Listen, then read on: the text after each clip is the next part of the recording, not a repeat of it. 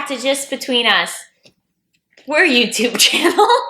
Did you say we're a YouTube channel? Yeah, I've run out of descriptors, both fake and real.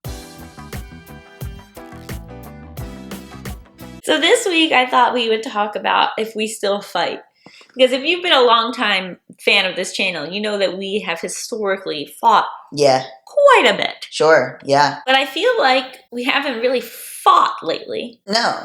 No. I don't think so. I was on a chain where you were fighting with someone else, and I was like just eating popcorn.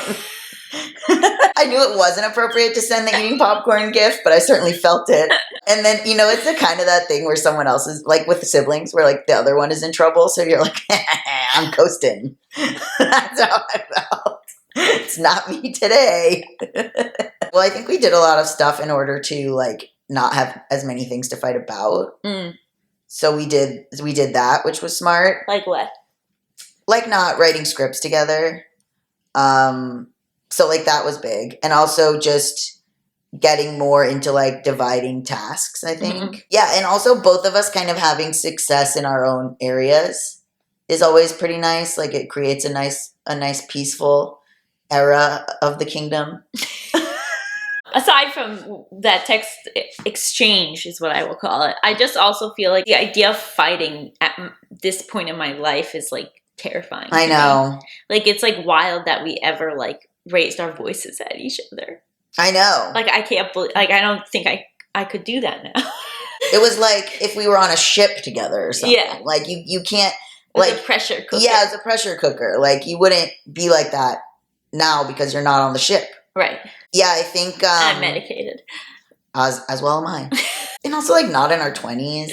Yeah. I think too like thinking things were really high stakes, which I think getting into your 30s is a little bit like it wasn't, In terms of fighting, like I think we also can self-regulate so we don't have to like bring every single thing to the other person and make it the other person's fault. That's like been a big lesson for me is figuring out that if you have a feeling, it also doesn't have to be someone's fault, which I think I learned 5 years ago, but then I continue to sort of, I then dated someone who didn't really have that revelation going for them. So yeah, I think like, I'm like, okay, is this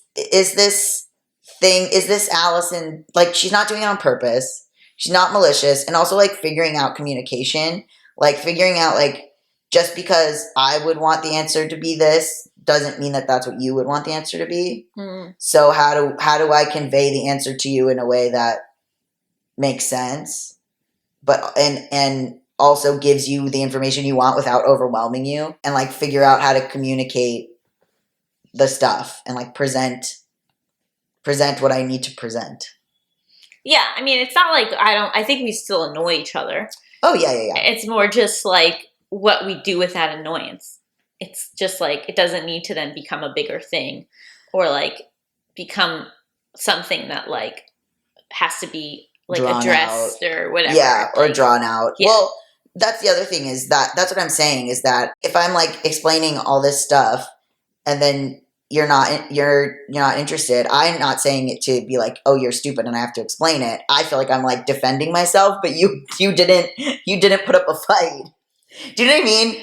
I guess you keep mentioning this. I don't know what you're talking about. Like it's like with the accounting stuff or whatever. Like it's or certain things like I'll be like, here's all this information, but it doesn't really matter. It's just you wanted to know where to send the invoice. Yeah. But instead I sent you like 4 or 5 paragraphs about what I was doing. Do you know what I mean? Like it's like a communication styles thing. Yeah. Well, yeah, I mean, I also like back to like, I feel like the point of like dividing and conquering is that then I don't need to know about what you're doing. I know, but that's what I'm saying is that we're different. Like we're like, I do want to know, but like we're like different. So it just, but I think it's figuring out how to not be not be annoying or like, I mean, it's interesting, right? I've had relationships where we've broken up and like maybe you and I would have broken up or whatever, but like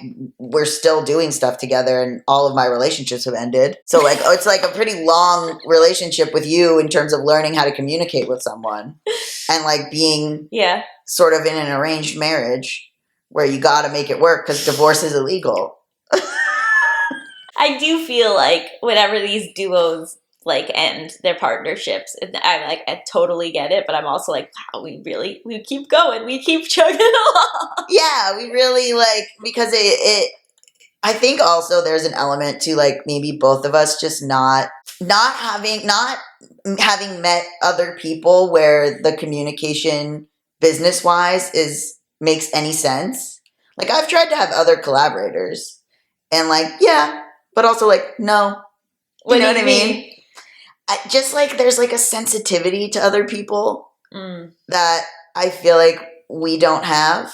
I think we're both very pragmatic. Yeah. In how we approach our content and our partnership and stuff. Yeah. And that helps. And I have to like baby new people. And I'm like, oh my God.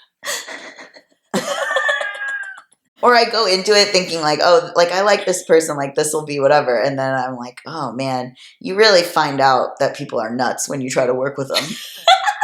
Like, the devil you know. And I think that like I don't feel like your decisions are my business as much anymore. Like in terms of like your personal life or whatever. Like it's like it's just sort of like, yeah, like go do whatever you want to do. Like I don't know. I think there was like probably a codependency when we were younger, where like it was like bled into all areas of our life, the partnership. And now it's like, yeah, we like come together, we make a podcast, we make YouTube videos, we like, you know, still really like love the JBU brand, but like what you do when you leave this house, good luck. Yeah. Yeah.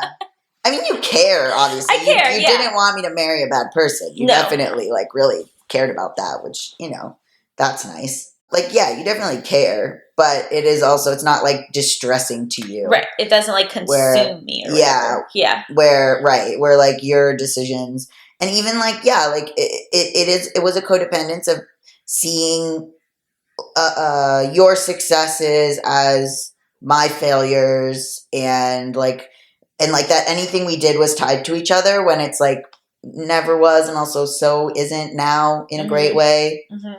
And so there's no fighting or anything like that. Like I don't know about that would come, that wasn't really about what we were fighting about, but would come from a place of like, I don't know where to put this competitiveness or resentment. So I'm just going to pretend I hate the way you said that. You know, like, right. We don't have, it's like, it's just like annoyance about like logistical things where it's like, oh, we have a podcast schedule, but you can't make it, or like whatever, like things where it's just like regular coworker stuff and not like all of my emotions around my entire identity and career put onto you. Yeah. Yeah, it was extremely codependent, which is also great to learn in romantic relationships too, coming from this, because it's like, you're right, like what the other person does is affecting you, but also you don't have to be in exactly the same place as the person that you're spending all your time with emotionally all the time. Right. Even like if you were sad, then I had to be sad, and if you were happy, then I had to be happy. But it was like, it's not we're two different people. It's nobody's business. It's like, you know, I don't know. It was extremely codependent. It went in a very like a classic like love bombing relation, not in a bad way, but like just in a like meeting and being like, you're the one. and then that getting immediately, like BuzzFeed immediately sort of being like the most toxic thing you could do to that pairing. And so it's actually a miracle that we came out of BuzzFeed after all that. And like still did stuff together. I don't feel like BuzzFeed. They tried to pit us against each other a couple times. Oh. But they never worked. It never occurred to me to put BuzzFeed before JBU. Oh, that's nice. You know, like it was like you were like my partner, and we had this thing, and we were using BuzzFeed to build this thing. Yeah. And that's why they didn't like us very much.